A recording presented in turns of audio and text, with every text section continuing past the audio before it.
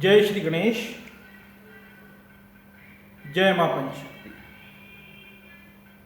जितने भी लोग इस कथा को सुन रहे हैं और जितने लोग नए जुड़े हैं इस कथा से, सभी का हार्दिक स्वागत है 7वें दिन की इस कथा में। भक्तों, हम चर्चा कर रहे थे भगवान विष्णु के अवतारों के बारे में, जिसमें हमने भगवान श्री राम की कथा सुनी, भगवान कृष्ण की कथा सुनी है, कपिल मुनि के बारे में भी हमने जाना है। मत्स्य अवतार भगवान ने लिया था। उसके अलावा जब सागर मंथन का समय आया था तो जो पर्वत था वो सागर में टिक नहीं पा रहा था, तो कछुए के रूप में भगवान ने अवतार लिया था। श्री वेद व्यास जी के रूप में भगवान विष्णु ने अवतार लिया है, भगवान के अवतार हैं श्री वेद व्यास जी भी। श्री नारद जी भी भगवान विष्णु का अवतार है, श्री परशुराम जी भी भगवान विष्णु के अवतार हैं। और आने वाले समय में कल्कि जो अवतार होगा भगवान का कलयुग में, वे भी भगवान विष्णु के अवतार होंगे। भगवान विष्णु ने हंसा अवतार लिया, हयग्रीवा अवतार लिया। इस प्रकार जब जब धरती पे, पृथ्वी पे दानवी बाधा उत्पन्न होती रही,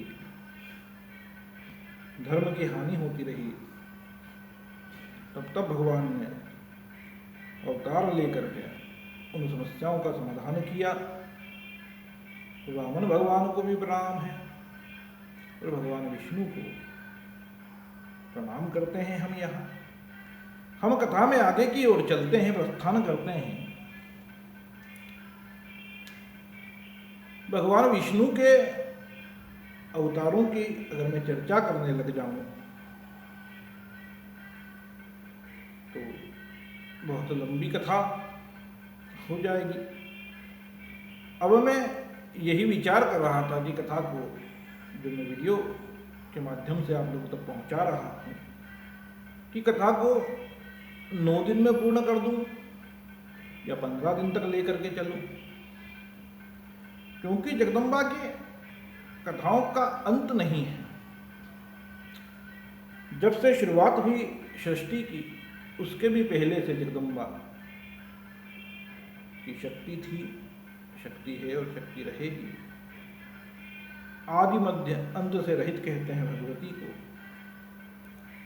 तो इतनी कथाएं भगवती की हैं कि उन्हें सुना पाना संभव ही नहीं है पूर्ण रूप से। शुरू से लेके आज तक, यहाँ तक कि आपकी और हमारी जो जिंदगी है वह भी श्रीमद् देवी भागवत का हिस्सा ही है, ऐसा मैं कहता हूँ, क्योंकि हमारी जिंदगी में भी माया का बड़ा विशेष महत्व है। हम सभी माया द्वारा ही संचालित हैं। मैं हमेशा कहता हूँ, जितने भी श्रद्धालु भक्त मुझसे मिलते हैं, कथा सुनते हैं, या कभी ऐसे ही चर्चा होती है कि अन्य देवताओं की जब आराधना की जाती है तो उनके दर्शन पाने के लिए बड़ा परिश्रम करना पड़ता है, बड़ी मेहनत करनी पड़ती है, तब जाकर के दर्शन होते हैं। लेकिन जो भगवती हैं वे प्रकृति रूप में सजी हुई है, अतः आप जैसे ही आँख खोलते हैं तो आपको प्रकृति रूप में भगवती का ही दर्शन होता है। भगवती कितने अलग अलग तरह से अपने बच्चों के लिए व्यवस्था करती है। बादल बनते हैं समुद्र के ऊपर, सागर के ऊपर बनते हैं बादल, जिसमें पानी का संचय होता है और वे हवा के द्वारा, तूफान के द्वारा भूमि के प्रदेश में, जो भूमि का प्रदेश है, जहाँ भूमि है, जहाँ लोग निवास करते हैं, जहाँ खेती होती है, उस तरफ आते हैं और वर्षा करते हैं। इतना सुंदर मौसम हो जाता है भगवती की कृपा से। तो यह जो सब व्यवस्थाएं हैं कि कभी पानी की व्यवस्था भगवती करती है, कभी गर्मी लाती है, कभी ठंड की व्यवस्था हो जाती है। और प्रकृति को कहते हैं कि प्रकृति परिवर्तनशील है, हमेशा परिवर्तित होती रहती है। लेकिन ये जो प्रकृति रूपी भगवती है, यह अपने बच्चों के लिए, क्योंकि हम और आप जितने भी जीव जंतु इस जगत में हैं वह सब इस प्रकृति की ही संतान है। अगर हम महिला और पुरुष के अंतर को यहाँ कुछ देर के लिए भूल जाएं या उसको समझें तो महिला जो स्त्री है वह भी प्रकृति से ही उत्पन्न हुई है और प्रकृति ही है। पुरुष भी प्रकृति ही है, प्रकृति का ही हिस्सा है और दोनों मिलकर के प्रकृति ही हैं। तो संतान उत्पन्न करने में स्त्री और पुरुष सब एक ही हैं, क्योंकि सब प्रकृति ही हैं, प्रकृति के अंतर्गत ही आते हैं। तो जो संतान की जो जननी है, समस्त प्राणियों की जो इस संसार की जननी है, वे भगवती माँ दुर्गा है और उन्हें हम यहाँ प्रणाम करते हैं इस मंत्र के द्वारा। ओम जयंती मंगला काली भद्रकाली कपालिनी दुर्गा क्षमा शिवा धात्री स्वाहा स्वाहा नमस्तुते। तो 7वें दिन की इस कथा में आप सभी का स्वागत है। हमने 6ठे दिन में और अभी भगवान विष्णु के अवतारों के बारे में चर्चा की है। आगे हम कथा को ले जाते हैं। अब भगवती जो भी करती है, भगवती महामाया है, तो भगवती जगदम्बा जो भी करती हैं उसके पीछे कोई बहुत बड़ा उद्देश्य छिपा होता है। अकारण कोई कार्य भगवती नहीं करती है। और भगवती चूंकि माँ हैं तो इनके द्वारा कभी कोई गलत कार्य होता भी नहीं है। अगर ये किसी को श्राप भी दे देती हैं तो जगत में उसका नाम ही होता है और उसका कल्याण ही होता है। भगवती के हाथों से जितने दैत्य मारे गए हैं निश्चित रूप से उनका सबका भी कल्याण ही हुआ है, वे भगवती लोक को ही गए हैं। यहाँ तक कि हमारे शास्त्रों में ऐसा उल्लेख आता है कि अगर महिषासुर मर्दिनी की पूजा करनी है तो महिषासुर की भी पूजा करनी पड़ती है माँ के साथ में। तो ऐसी व्यवस्था भगवती जगदम्बा ने शास्त्रों में भी कर रखी है। तो माँ कभी किसी का अहित नहीं करती है, लेकिन जगत के प्राणियों के कल्याण के लिए अनेकानेक लीलाएं जगदम्बा करती रहती हैं। इसी में हम आगे की कथा सुनते हैं कि दक्ष के यहाँ, दक्ष जो प्रजापति हैं उनके यहाँ सती का, माता सती का जन्म इतनी आसानी से नहीं हुआ था। बड़ी तपस्या की थी दक्ष प्रजापति ने। उसके बाद जगदम्बा का अवतार दक्ष के घर में हुआ था। पूर्ण रूप से पधारी थी मां दक्ष पत्नी के गर्भ से। माता सती नाम रखा गया। समय आने पर भगवान शंकर के साथ उनका विवाह हुआ।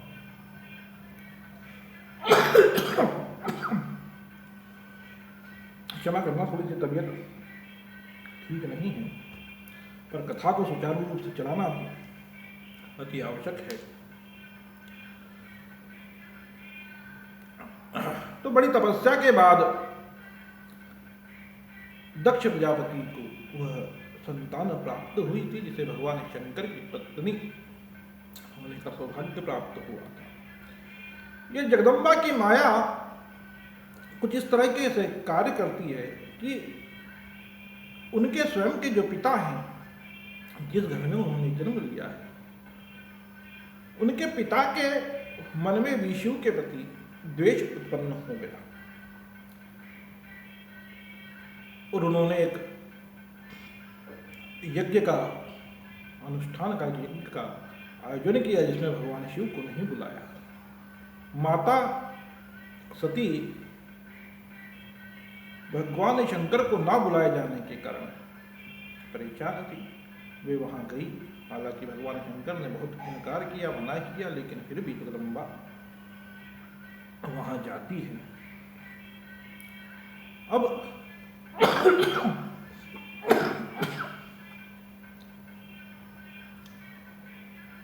वहां जाने के बाद जब दक्ष प्रजापति सती का, उनकी बेटी का अपमान करते हैं, शिव का अपमान करते हैं, तो वह माता सती अपनी योगाग्नि से, योग के द्वारा अपने शरीर के भीतर अग्नि प्रज्वलित करके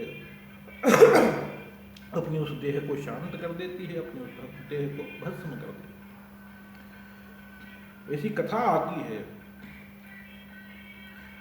कि जब भगवान शंकर को पता चलता है तो वे अपने गणों को पहुंचाकर उस यज्ञ को विध्वंस कर देते हैं। कथा को मैं थोड़ी जल्दी सुना रहा हूँ।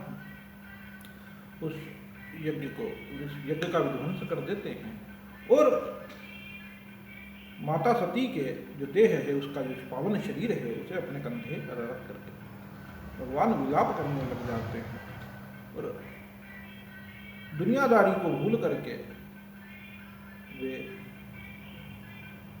माता सती में ही खो से जाते हैं। तब भगवान शंकर की ऐसी स्थिति देख करके भगवान विष्णु अपने सुदर्शन चक्र से माता के शरीर के टुकड़े करते हैं, उस पावन देह को विभाजित कर देते हैं अपने चक्र के द्वारा और माता सती के शरीर के हिस्से जिस जिस जगह पर गिरते हैं वहाँ शक्तिपीठ उत्पन्न हो जाते हैं। शक्तिपीठों का निर्माण हो जाता है। श्रद्धालु भक्तों को चाहिए कि वे जितने भी शक्तिपीठ है, 51 शक्तिपीठ, वहाँ जाकर के जितनी जगह भी जाना संभव हो वहाँ जरूर जाएं और भगवती की आराधना दर्शन करके आए। तो यह जगदम्बा की लीला ही है कि उन्होंने ऐसी लीला करी कि जिसके माध्यम से आने वाले समय में भक्तों के बीच में वे बनी रहें। इसीलिए उन्होंने दक्ष के मन में भगवान शंकर के प्रति भेदभाव उत्पन्न करवाया। वे महामाया हैं, वे कुछ भी कर सकती हैं, भगवती हैं वे, और अपनी पावन देह को भगवान विष्णु के द्वारा उन्होंने विभाजित करवाया और फिर जगत जननी माँ सती अनेक रूपों में विभाजित हो करके अपने बच्चों के, अपने भक्तों के बीच में विराजमान हो गई। कहीं माँ कामाख्या रूप में विराजमान हो गई, कहीं माँ कालिका रूप में विराजमान हो गई। ऐसी ही माँ है जो अपने बच्चों पे कृपा करने के लिए अपने आप तक को निछावर कर देती है, उसे ही माँ कहते हैं। तो ये जगत जननी को हम यहाँ प्रणाम करते हैं, माता सती को प्रणाम करते हैं, भगवान शंकर को प्रणाम करते हैं। फिर जब भगवान शंकर शक्ति विहीन हो गए, पत्नी विहीन हो गए, इस बीच में एक दैत्य उत्पन्न हो गया, तारकासुर। तारकासुर ने बहुत आराधना की ब्रह्मा जी की, ब्रह्मा जी प्रसन्न हो गए, वरदान मांगा, अमरता का वरदान मांगा, ब्रह्मा जी ने इनकार किया। तब तारकासुर ने वरदान मांगा कि शिव के तेज से उत्पन्न हुई संतान के द्वारा मैं मारा जाऊं, क्योंकि तारकासुर ये जानता था कि शिव की कोई पत्नी नहीं है जो थी, उन्होंने अपना शरीर भस्म कर दिया है, और शिव की कोई पत्नी नहीं है, और जब तक पत्नी नहीं है तो शिव के तेज से उत्पन्न संतान का होना और मेरा मारा जाना यह संभव ही नहीं होगा। तब ब्रह्मा जी ने उन्हें उस जो दानव था तारकासुर से वरदान दे दिया कि निश्चित रूप से भगवान शिव के तेज से उत्पन्न हुए पुत्र द्वारा ही तुम्हारी मृत्यु होगी। तब तारकासुर बड़ा उत्पात करने लगा, उसने तीनों लोगों पे अधिकार जमा लिया। देवता तकलीफ में आ गए, परेशानी में आ गए, स्वर्ग से अधिकार उनका जाता रहा। तब उन्होंने भगवती की आराधना की। हिमालय पर्वत पे वे सभी गए, हिमालय भी शरीरधारी होकर के जगदम्बा की आराधना करने लगे। जितने देवता थे, ऋषि मुनि सब इकट्ठा होकर के ब्रह्मा जी साथ जगदम्बा की आराधना करने लगे। जिसे जो मंत्र समझ में आया वह उस मंत्र के ध्यान में लग गया। किसी ने वाघ बीज सरस्वत बीज का जप किया, किसी ने ह्रीम माया बीज का जप किया, किसी ने कामराज बीज का काम बीज का मंत्र जो भगवती महाकाली का मंत्र है उसका जप किया। कोई नारायण मंत्र के जप में संलग्न हो गया। इस प्रकार माँ की ध्यान में और माँ के भक्ति में सभी लोग लग गए। तब जगदम्बा वहां प्रकट हुई और हिमालय के प्रति उन्होंने अपना वरदान सुनाया और समस्त देवताओं को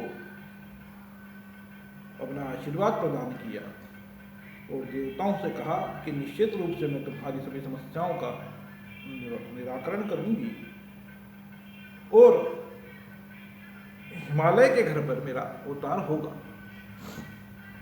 राजा हिमालय के हिमालय ने बोला, भगवती मैं तो एक पहाड़ हूं, एक पर्वत हूं, मैं ऐसे कौन से कर्म करूं जिसके द्वारा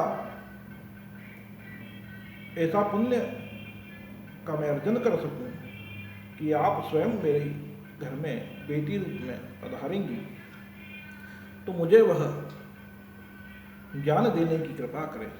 तब भगवती ने अपनी भक्ति का और अनेक प्रकार के योग का ज्ञान हिमालय को दिया। जो यह पूरी जानकारी है, जो पूरा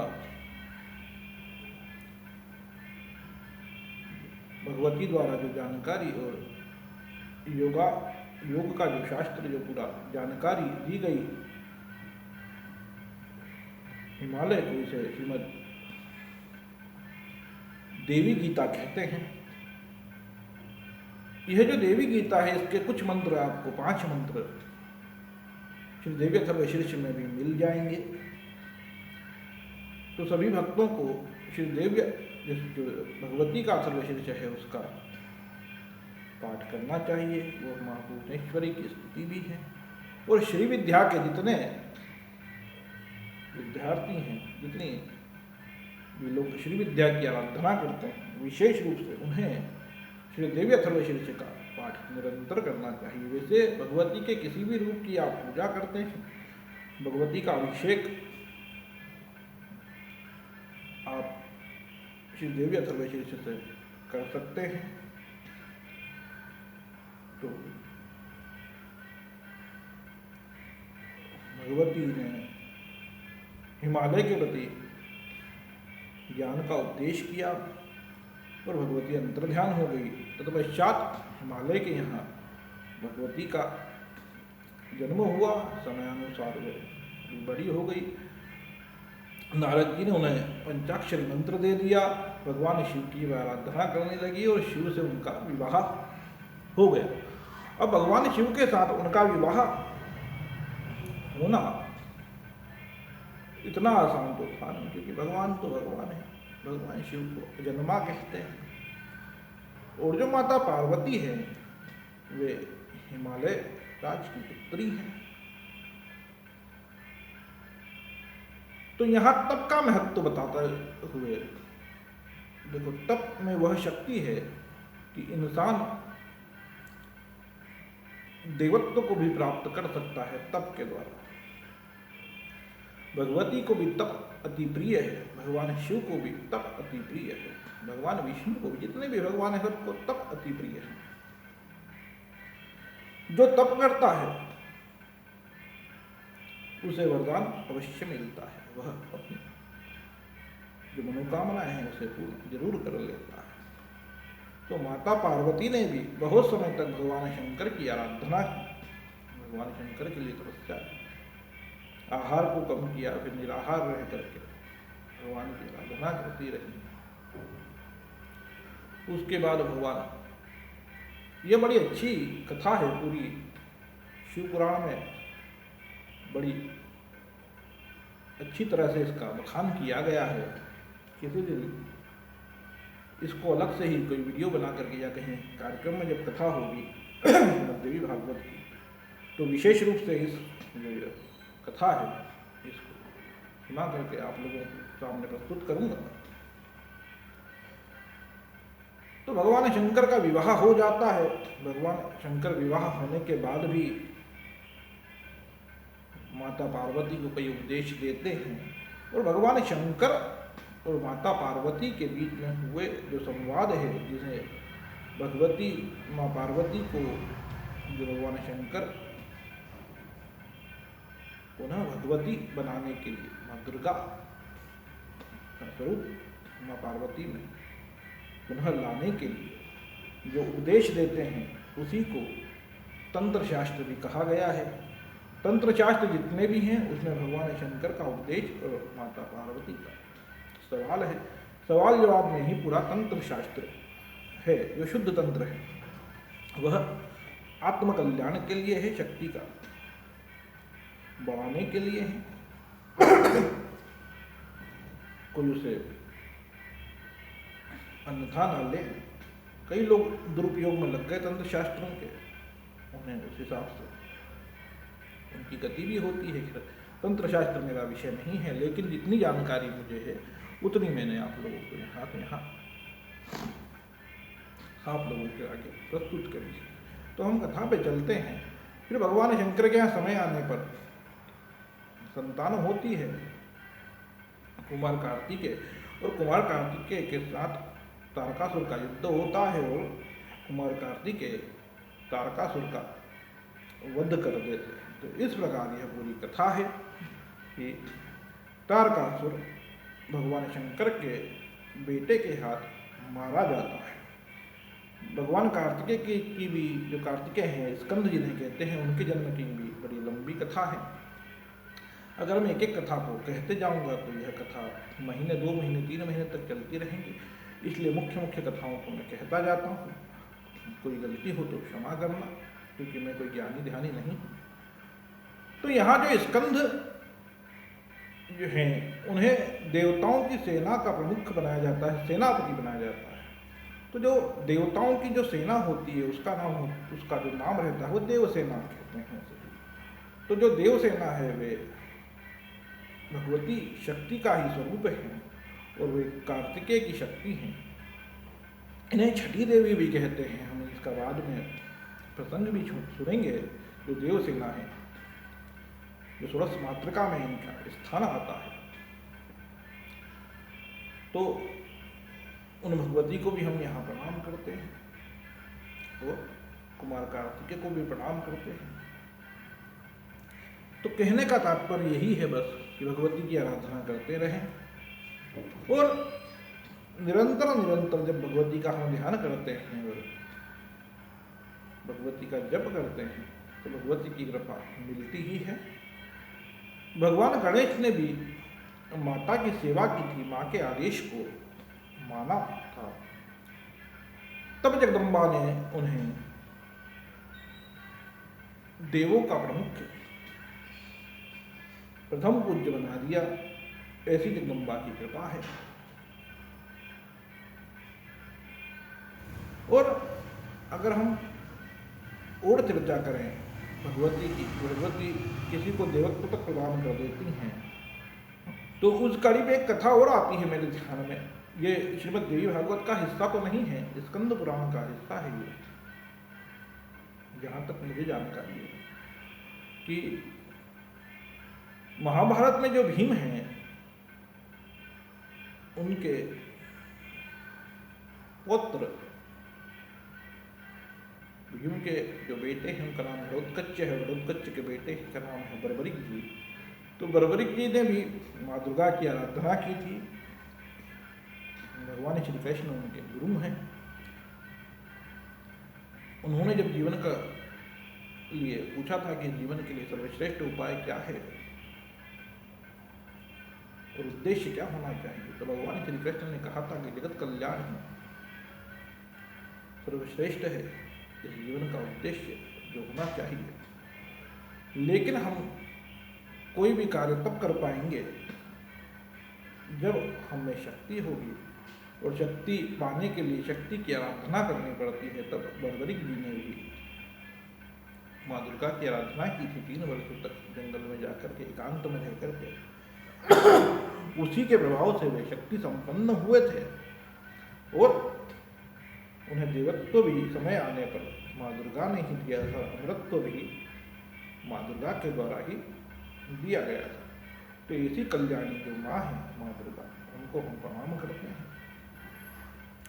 और आज की कथा को मैं यहीं विराम देता हूँ। कल से हम उस पावन कथा में चलेंगे जब माँ अपने बच्चों के लिए, देवताओं के लिए दुष्ट राक्षसों से लड़ती है, उनका संहार कर देती है।